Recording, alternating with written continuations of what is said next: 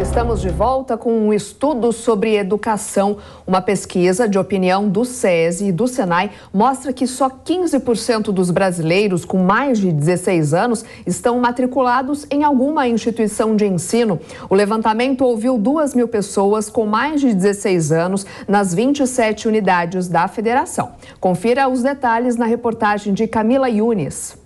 A frase "concluir os estudos" será cada vez mais rara de ouvir. As tecnologias têm provocado impactos diretos no mercado de trabalho. O mundo todo discute sobre aprendizado ao longo da vida, mas o Brasil tem desafios significativos: os altos índices de evasão e a baixa escolaridade da população. Segundo uma pesquisa do SESI e do Senai, só 15% dos brasileiros com mais de 16 anos afirmam que estão matriculados em alguma instituição de ensino, com diferenças consideráveis por região, faixa etária e renda. A pesquisa ouviu 2.000 pessoas com mais de 16 anos nas 27 unidades da federação, tendo uma amostra representativa da população brasileira. Entre os que não estudam atualmente, apenas 38% atingiram o nível de escolaridade que desejavam, enquanto 47% tiveram que deixar a escola para trabalhar e ajudar a família.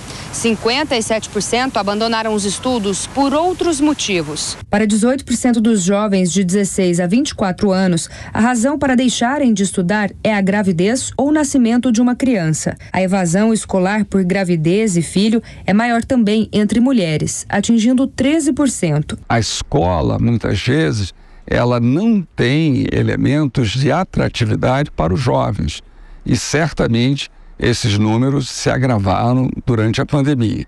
Um outro grave problema também se dá na gravidez precoce, a de mulheres, e que fazem meninas e meninos terem que sair da escola, se engajar no mundo do trabalho, porque mudou a sua realidade de vida.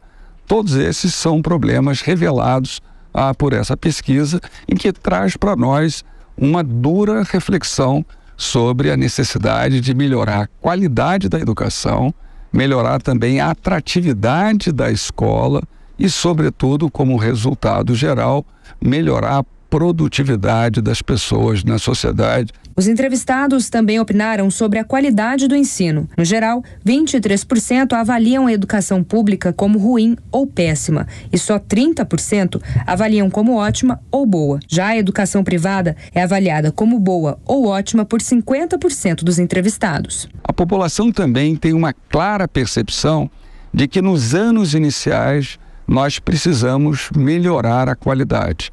A população tem uma clara percepção de que nós temos deficiência na alfabetização e nas creches.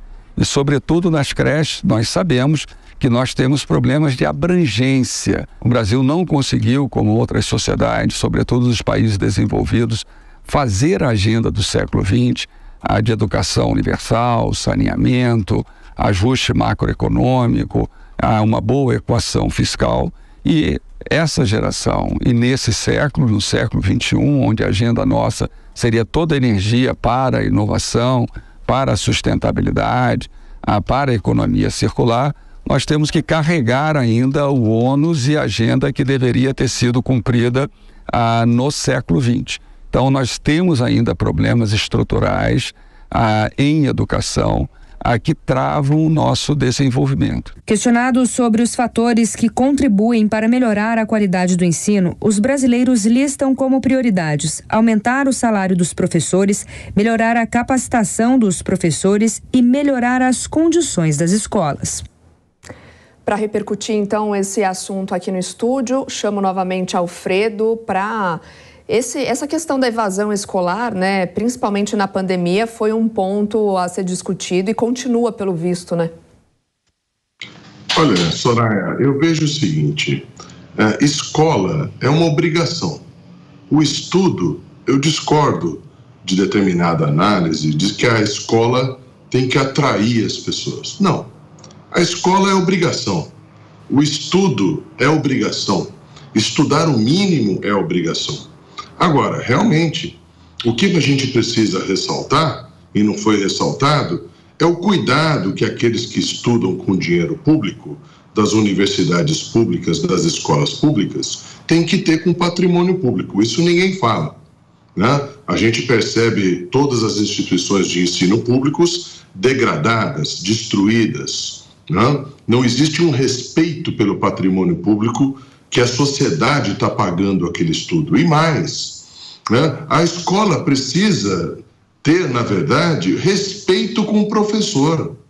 O que está faltando é isso, né? A gente está vitimizando as pessoas, e esse número é muito preocupante. Somente 15% daqueles com maiores de 16 anos estão estudando. Isso é muito preocupante, porque você vai ter uma sociedade de subemprego, de emprego esvaziado, de salários baixos, de intelectualidade baixa, de uma população dominada por políticos aproveitadores. É isso que fala esse número. Agora, a preservação do patrimônio, o respeito à escola, o respeito à educação e o respeito aos professores precisa ser ressaltado, e não somente dizer que a escola precisa atrair as pessoas. Atrair o quê? A escola é obrigação. A pessoa tem que ir lá para estudar e respeitar o professor e respeitar o patrimônio público. Eu acho que essa a condição que a gente precisa começar a discutir aqui no Brasil. E o estudo, né, Alfredo, garante uma posição